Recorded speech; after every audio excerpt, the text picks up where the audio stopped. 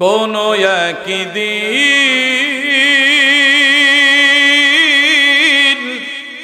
এদেশের আকাশে কালিমার পতাকা দোলবে, সেদিন সবাই খোদাই বিধান পেয়ে দুঃখ বেদনা ভুলবে। সেদিন আর রবে না হাহাকার, অন্যায় জুলুম অবিচার, থাকবে না অনাচার দুর্নীতি কদাচার, সকলেই শান্তিতে থাকবে। সেদিন সবাই খোদাই বিধান পেয়ে দুঃখ বেদনা ভুলবে। বিশ্বনবীর সময় একজন মহিলা জিনা করেছে। নবীজি বললেন, সন্তান প্রসব করে আসো। তাকে মৃত্যুদণ্ড কার্যকর করা হলো, পাথর মারা হলো, রক্ত ফিনকি দিয়ে একজন সাহাবীর গায়ে লাগলো। নবীজির পাশে কিন্তু দাঁড়িয়ে আছেন ওই সাহাবী, বলতে লাগলেন, সি একজন জিনাকারীর মহিলার শরীরে রক্ত আমার শরীরে লেগেছে। নবীজি ডাক দিয়ে বললেন, খবরদার, এই মহিলা রক্ত তোমার শরীরে পড়েছে, তুমি সিজদা করবে না, কারণ এমন করে তওবা করেছে। তার তওবা যদি মদিনাবাসীকে ভাগ করে দেওয়া হয়, আল্লাহ রাব্বুল আলামিন গোটা মদিনাবাসীতে যারা জাহান্নামী, আল্লাহ পাক তাদেরকে মাফ করে দেবে। মৃত্যুর পূর্বে তওবা করে মাফ পেয়েছে আল্লাহর কাছে, কিন্তু মৃত্যুদণ্ডের হাত থেকে বাঁচে নাই। তাহলে বুঝে থাকলে বলেন তো, এই পৃথিবীতে এমন কি অপরাধ যে অপরাধ করলে মৃত্যুদণ্ডের হাত থেকে বাঁচার কোনো পথ নাই? সে অপরাধের নাম কি? জোরে বলেন। এই এলাকায় নাই। এই পৃথিবীতে যত অপরাধ আছে, প্রত্যেকটি অপরাধের বিষয়ে আল্লাহ পাক বললেন, চুরি করো না, ডাকাতি করো না, মিথ্যা বলো না, সম্পদ কম দিও না, কাউকে হত্যা করো না। কিন্তু একটা অপরাধের বিষয়ে, জিনা করো না, এই কথা কিন্তু বলেন নাই। আল্লাহ পাক বলেছেন, জিনা করার তো দূরের কথা, জিনার নিকটবর্তীও হইও না। আমার ভাইয়েরা, এই জিনার শাস্তিটা কি? আমার মায়েরা, কেন আপনি পরকিয়া করবেন?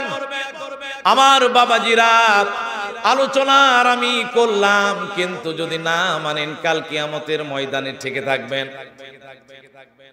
যদি কোনো পুরুষ দুনিয়াতে জিনা করে ইন্তেকাল করে, পরকালে কেমন শাস্তি হবে বর্ণনা একটু জেনে নেন।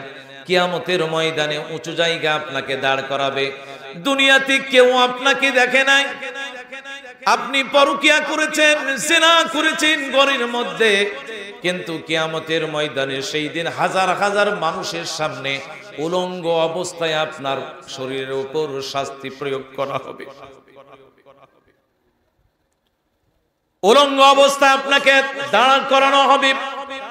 আপনার লিঙ্গের সঙ্গে শিকল দিয়ে বেঁধে দুই দিকে টানা আরম্ভ করবে। ফেরেশতারা টানবে। বলেন তো, ফেরেশতাদের শক্তি কম না বেশি? চিৎকার মেরে বলবে, আল্লাহ বাঁচাও। বাঁচার কোনো পথ থাকবে না, লিঙ্গ ছিঁড়েও যাবে না, লিঙ্গের গোড়া দিয়ে রক্তপুঞ্জ গড়ে গড়ে জাহান্নামে চলে যাবে। জাহান্নামীদের খাদ্য হবে, বলি নাউজুবিল্লাহ। আমার মায়েরা, আপনার স্বামী বিদেশ থাকে, আপনার স্বামী বাহিরে চাকরিতে যায়, আপনার স্বামী কাজে যায়, দোকানে যায়, কেন আপনি পরকিয়া করবেন? মা, কেন আপনি পরকিয়া করবেন? পরকালে আপনার শাস্তি কি হবেন জেনে নিন। আপনাকে উলঙ্গ অবস্থায় উঁচু জায়গায় দাঁড় করানো হবে। জিনা করার অপরাধে আপনার যৌনাঙ্গ দিয়ে বাচ্চার মাথাটা বের হয়ে যাবে, কিন্তু সন্তান প্রসব হবে না। বাচ্চার ওই মাথার সঙ্গে শিকল দিয়ে বেঁধে দুই পাশে ফেরেশতারা টানা আরম্ভ করবে। চিৎকার মেরে বলবে আল্লাহ বাঁচাও। কিয়ামতের মাঠ থরথর করে কাঁপবে, বাঁচার কোনো পথ থাকবে না।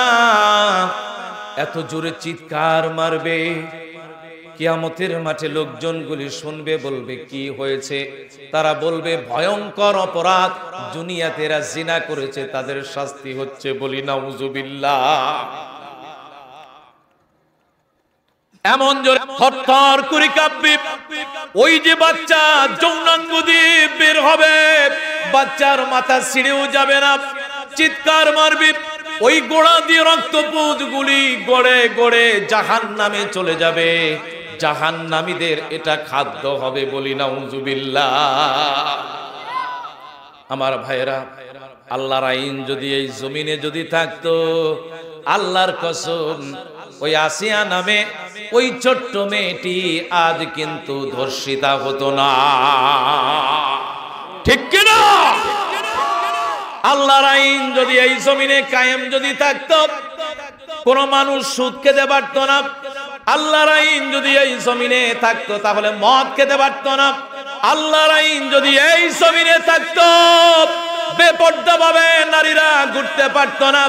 আল্লাহর আইন না থাকার কারণে এই জমিনে যত পাপ হচ্ছে, যত গুনাহ হচ্ছে, প্রত্যেকটা গুনাহ কার কাঁধে যাবে বলেন? শুধু রাষ্ট্রের ঘাড়ে চাপিয়ে দিলেন। আপনি আমি কি করলাম? প্রত্যেকটি অপরাধ, প্রত্যেকটি যে রাষ্ট্রের অপরাধ হবে, এই যে রাষ্ট্র ইসলাম কায়েম না থাকার কারণে, কায়েম করবে কে? ফেরেশতারা না মানুষ? মানুষ কায়েম করবে।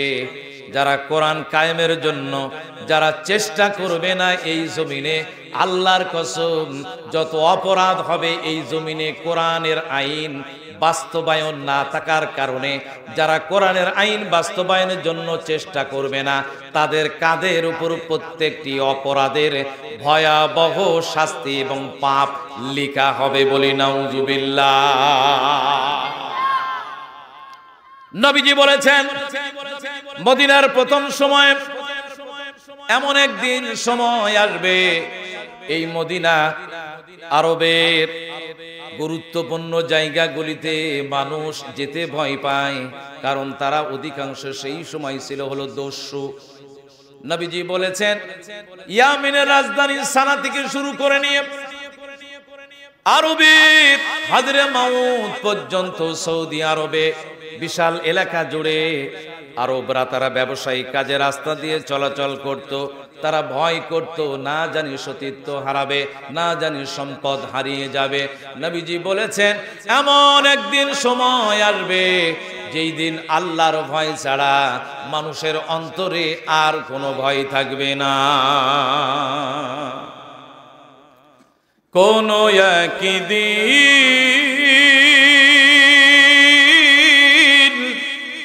এদেশের আকাশে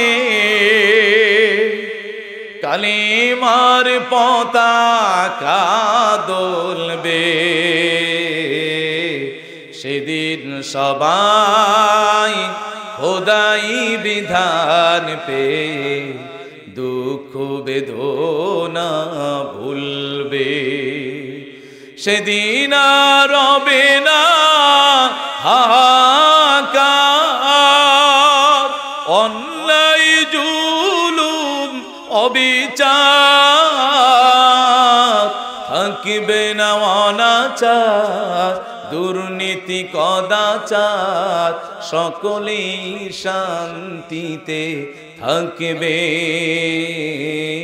সেদিন সবাই খোদাই বিধান পে দুঃখ বেদনা ভুলবে। ঠিক কিনা?